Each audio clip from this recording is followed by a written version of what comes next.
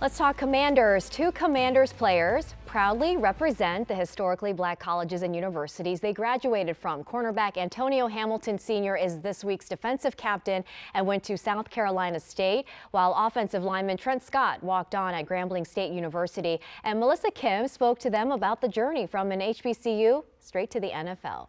It's hard to be a Bulldog. That's like one of our slogans. South Carolina State grad Antonio Hamilton Sr. may be playing in the NFL, but he and former Grambling standout Trent Scott say they battled to get here. Never lose that edge. Carrying that chip on my shoulder has allowed me to just keep fighting and scratching and clawing. Even in year 10, like I'm still looking for more. Neither had any stars next to their names coming out of high school, and Antonio played NAIA football before transferring to South Carolina State, and Trent walked on at Grambling. But it's what they did at their respective schools that made the difference. I performed and did extra on and off the field to make sure that my game was steadily improving. We had a field that was separate from our main field.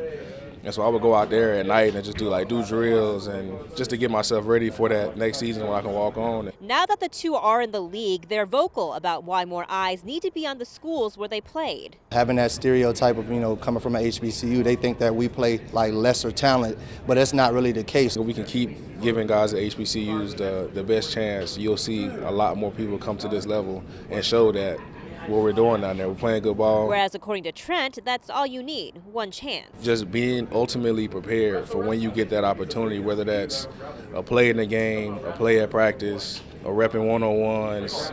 You just never know what that moment is that's going to have a scout look at you and say, hey man, I think I can work with this guy. Because once you get here, brotherhood and friendship is essential to the soul. So it's just, it gives me that to be who I am, like you said, in the locker room, and I just get to take that and how I play music around here, how I am, how DQ preaches brotherhood, and it's kind of all what I'm about. Now both Antonio and Trent were outspoken about why they think HBCU football programs need more funding, because more money means better equipment, better facilities, and better recruits, and ultimately that leads to better athletes who can perform at the highest level. In Ashburn with the Commanders, Melissa Kim, WUSA 9.